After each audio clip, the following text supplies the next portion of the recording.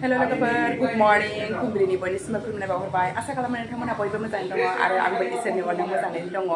नै सोरांनायनिफ्राय एसे ब्लग खालामनोसैलाय लोगोफोर दिनैनि ब्लगखौ स्टार्ट खालामनोसैलाय आङो दा नै दुगैखांबाय बाजाराव एसे थांनो नागिरदों एसे खरसा लायनानै दोनफैखानोसै दा बेलासिनिफ्राय हासबेन्डआ जयेन जासिगोन नालाय आरो बायहेरायावथ' थांनो मोना ओरैनो थांलाबायनो मोना नालाय ओंखायनो दा लायखानोसै खामानियाबो जा दंबोखायोमोन माखासे मावलायबाय सानसेयैथ' मावनो हाला एफा एफा मावनांसिगोन जियाबो जा बुरजाखामोन वाशिं मेशिनाव सोलानानै दोनबाय एसे सुगासिनो बबेखौ आखाइजोंबो सुबावनांगौ दङ थांग्रोनोसै आरो लेटबो जागोन नालाय एसे लेटबो सिखारखादों ओरैनोबा बिदिब्ला नोंथांमोना दिनै ब्लगखौ नायलांबाय थादो मा सेयार खालामनो हायो एसे सेयार खालामना होनोसै आङो नोंथांमोननो बिराद गरम लोगोफोर अखा हाहांहांबाबो सान्दुं गैयाबाबो मा एसे गरम जोंनि हरजोंनायनि गरमा जेबो नङा बिदिब्ला बाजाराव थांग्रोनोसै लोगोफोर जोङो दा मामा दरा थांदो थांबाय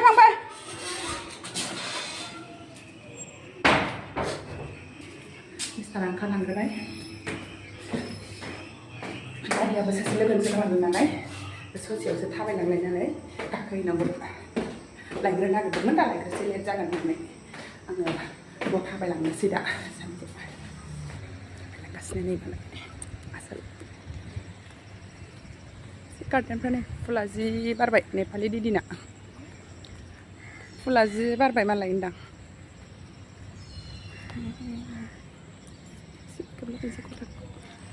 थांनो थांलायबाय हेलमेटखौनो बावबोलायबाय नै लोगोफोर जानलाखासो थांलाय फैलायनो बाथावथावसो गरमावनो खर'आनो गैला बे खर'आनो थांलाय फैलाय नैबे हेलमेटखौनो बावलांदों हेलमेट थमाबानो गाखोनो मोना आरो हेलमेटखौनो बावलांबावदोंसो फुगारनानै गोजौआव दोनथ'दोंमोन आं ओमफ्राय ओरैनो गारनानै थांबाय जाल्ला जेरैबो जाल्ला महा जाल्ला थांगोननोसै लोगोफोर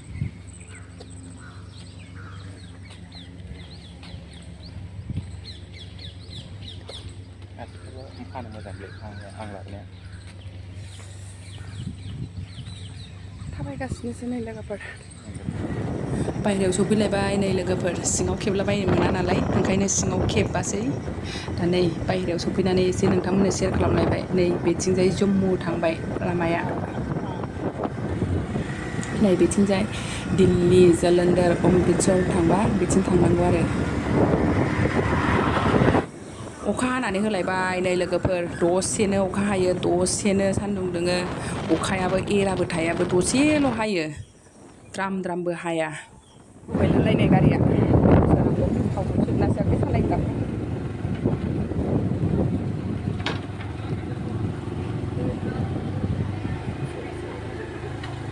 हानानै थाथ'नांलायबाय नै लोगोफोर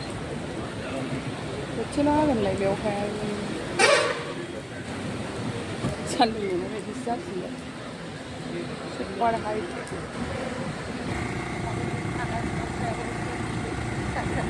बिराद गरमखाय जाबाबो जेबो नङालै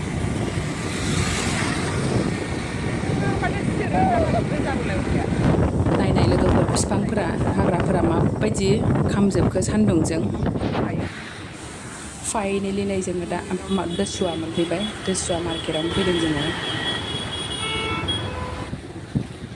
लाइन क्रस खालामलांनांसिगौलाय जोङो मार्केटआ बिथिंसो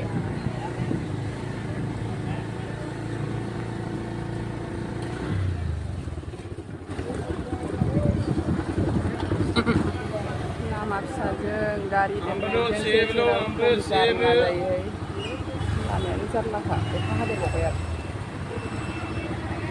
जोंनिथिंजाय बायदि अखा हाबाय थाबा मा जागोन बिदि जायगानि लामाफ्रा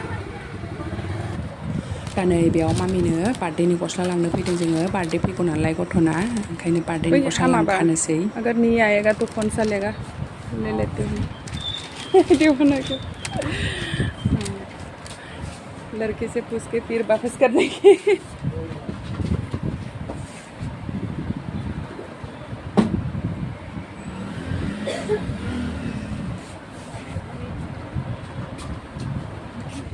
दा नैबे मलाव एसे रेसन लांनानै थांसै दालि दुलिफोर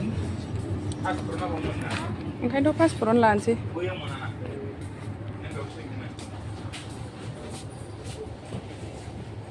Kasih purun.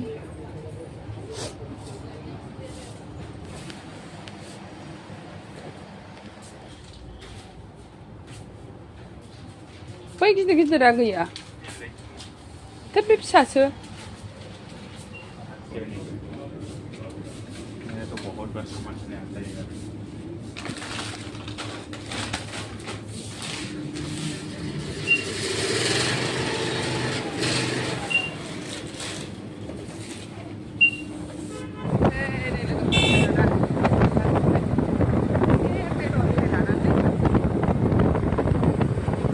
नै बेयाव दाउ बेदर एसे लानानै थांसै लोगोफोर जोङो नायनाय बोरमाया बेसेबांबा गिदिर गिदिर थावा ओंखायनो बेनि बोरमाया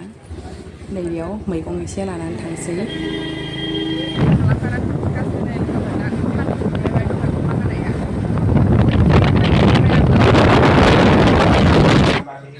दासो सफैथारबायनाय लोगोफोर न'आव बाजारनिफ्राय दसेनो अखा दसेनो सान्दुं दुंनानै जा गरम जालायबाय नै मोखां हाव हाव हाव मोनजोबखायो बायहेरायाव जा सामान लानानै फैबाय मा बुस्थु मोनबोखो मा लाबोखो नै जोब्बाय मैगं थाइगं रेसन पानि उन्दैनो बार्थडे फैगासिनो दं नालाय गस्ला लानानै फैबाय गस्लायालाय आराम नुदोंमोन नै बार्थडेनि गस्लाया लोगोफोर एसे गुसुंद्राय जाबाय 32 नाम्बारसो बिखाथारदोंमोन आं 32 नाम्बारानो गैया नालाय बेनाव मा मैगं जानांसैलाय नै आलु पियाज हाइजें सामब्राम गुफुर बानलु गोथाङा ओरैनो हरो बेहाय लोगोफोर मैगं बायबाथाय बानलु गोथां एसे सोना हरफादेरखायो बायनाङा बानलु गोथांखौ ओमफ्राय नै लेबु ओमफ्राय मोनथाम दखानाव बायबा मोनथाम दखानावबो बानलु मोनबोफागोन आरोखि नै थाइबें बायबाय बेयावबो नै बानलु ओरैनो हरलायबाय बानलुखौ ओरैनोसो हरफाजोबो बेना दखाना नै खरला भिन्दि टमेट' फान्थाव लाबाय बावबो बानलु गोथाङानो बानलु गोथां दा थास' लाबोदों थास' ना गोरान लाबोदों नालाय न'निफ्राय बिजों जानो लाबोदों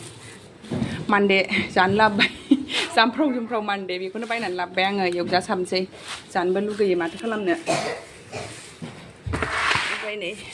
रेसनबो लायाखै नालाय दा ओंखायनो नै बेखौनो दालि एसे लाबोग्रोबाय मिक्स दालि मुसुर दालि जिरा सयाबिन पापर राजमा बेखौ लाबोदों बिसोरखौनो लाबोदों लोगोफोर जा लेट जाबाय 2टा जालायलायबाय दासो ओंखाम संनोसै आं दाउ बेदर लाबोदों औ ड्राइ खालामबानो जाबाय दाउ बेदर लाबोबाय दाउ बेदर संसै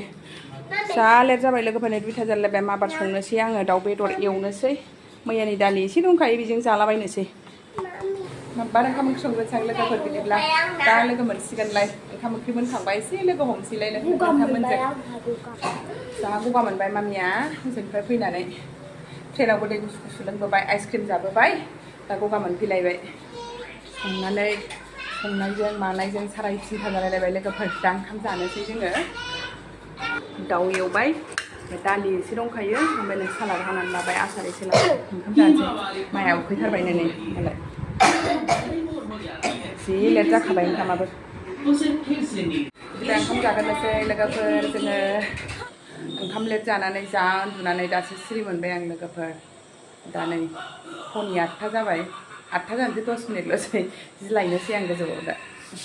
जि फोराननायखौ लायनो थांनोसै आं गोजौआव नै लोगोफोर मोनानि 8टा जानोसै 10 मिनिटल'सै दाबो मोनायाखै बेयाव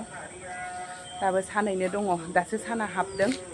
जोंनाव गामियावबाथ' दा ओंखाम जाबाय 8टायाव ओंखाम जायो जि लांनोसै आङो नै जियाबो जि बुरजा सुदोंमोन आरो दंबावोसो माखासे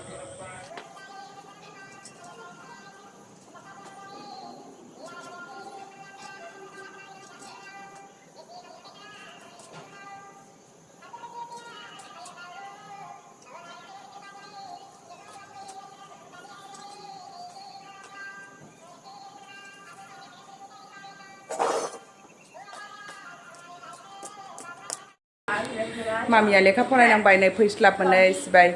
एग्जाम जागोन नालाय 8 थारिखनिफ्राय सिगाङाव फरायखादोंमोन होनबाबो बावलाजोबनाय जाबायना गोबाव जाबाय नालाय दे मा मोजां फरायदे दे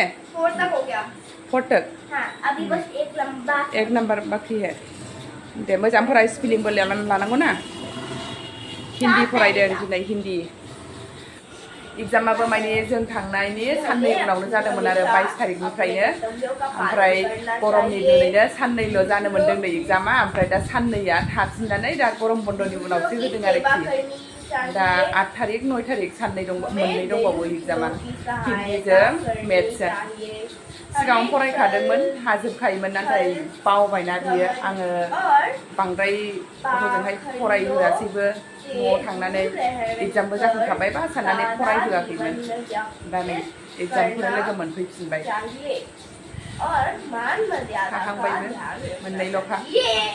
दे फरायदो मा दा आङो मामिखौ एसे लेखा फोरोंग्रोनोसै लोगोफोर बिदिब्ला दिनैनि भिडिअखौ एसेयावनो दोनथ'नोसै लोगोफोर भिडिअखौ नायनो थाखाय बयनिसिमबो थेंक इउ गोजोन्थों बाय बाय आरो भिडिअखौ मोजां मोनदोंबा लाइक शेयार कमेन्ट आरो साबस्क्राइब खालामना होदो लोगोफोर बाय बाय